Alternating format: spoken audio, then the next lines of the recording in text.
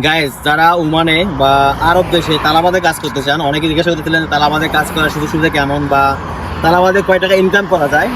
সেক্ষেত্রে ওমানে আমি এখন এই মুহূর্তে আছি একটা হাইওয়ে রাস্তা। এখানে কিন্তু আমার এই রাস্তা দিয়ে অনেক তালাবাদ রাইডার যাবে মোটরসাইকেল নিয়ে, দেখবেন।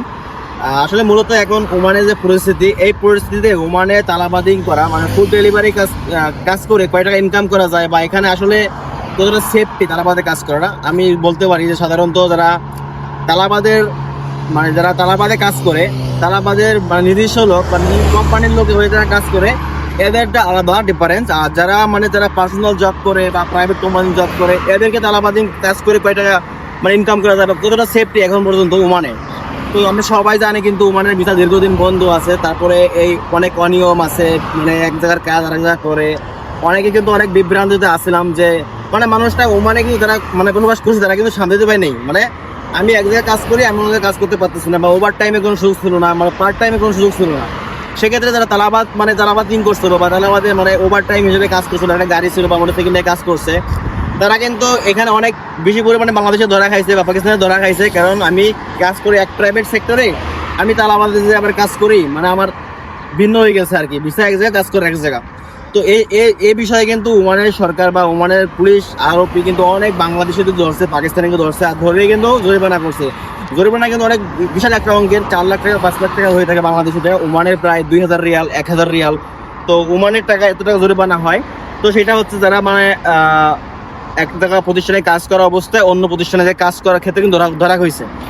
বা যারা মানে ভাবতেছিলেন যে ওমানেরা তালাবাদে কাজ করবেন বা তালাবাদের শুধু শুধু কিরকম, আমি তাদের কাছে সাজেস্ট করবো যে যদি তালাবাদে কাজ করতে হয়, তালাবাদ ভালো একটা জায়গা, মানে আরো বেশি ফেমাস একটা মানে ওয়েবসাইট যেখানে ফুড ডেলিভারি, খাবারের একটা ডেলিভারি করে।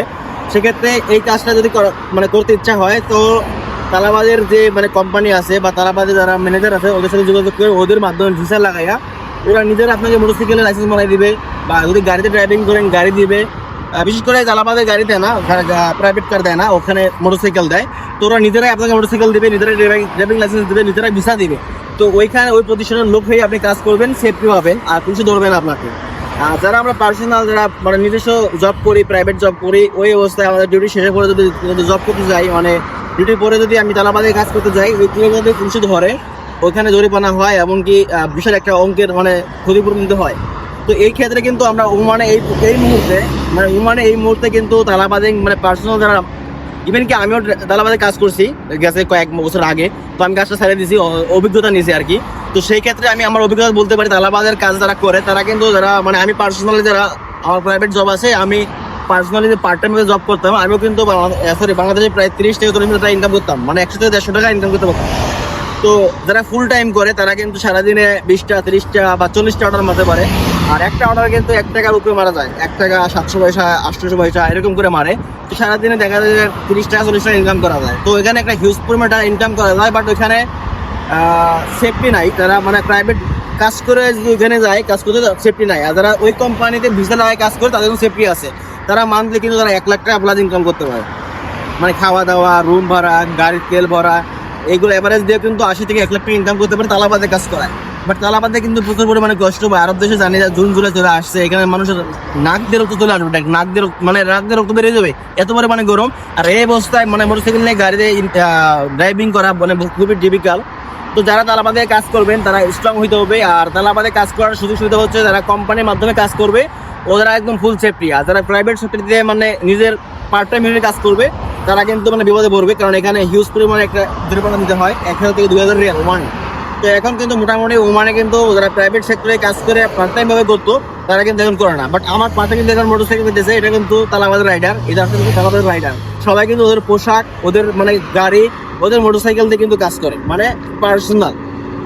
এখানে মানে প্রাইভেট ভাবে কাজ করার কোনো সুযোগ নাই, আগে ছিল, এটা ধরতো না, এখন ধরে। তো তালাবাদে যারা কাজ করবেন তারা খুবই মানে শিওর হয়ে কাজ করবেন। আর তালাবাদে কিন্তু মোটরসাইকেল ফ্রি দিবে, লাইসেন্স ফ্রি দিবে, আপনার সব কিছু ফ্রি, ভিসা লাগা দেবে ফ্রি, ওদের ভাবে কাজ করতে হবে। আর যদি প্রাইভেট ভাবে কাজ করে মানে খুবই টাফ হয়ে যায়, মানে চুরি করে কাজ করতে হয়, ধরা খাইলে অনেক জরিমানা, তারপর অনেক মানুষ করতেছে। আর এখন কিন্তু মোটামুটি 90% করে না, 90% মানুষ এখন মানে নিজস্ব কাজ নিজস্ব করতেছে, এখন মানে এক দুই মানে ভিসা লাগায় এখন ভিসা কাজ করতেছে না। এটা হচ্ছে তালাবাদের অবস্থা বা কন্ডিশন।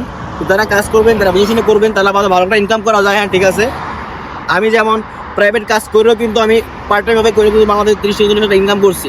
তো এটা হচ্ছে মানে ইনকাম করার একটা মানে একটা লোভনীয় সুযোগ, বাট এটা কিন্তু ধরা খেলে কিন্তু অনেক টাকা জরিমানা দিতে হয়, 30-40 হাজার টাকা বা 4 লাখ টাকা 5 লাখ টাকা জরিমানা দিতে হয়। কারণ ওমানে 2000 রিয়াল মানে বড় একটা হিস্ট্রি, মানে পুলিশ ধরে নিয়ে আপনাকে, আপনার পুলিশ ছাড়বে না, জরিমানা দিবেন তো ভালো কথা, পুলিশে ছাড়বে না। কিন্তু এটা হচ্ছে ওমানের কন্ডিশন এই মুহূর্তে, তালাবাদ কাজটা খুবই টাফ।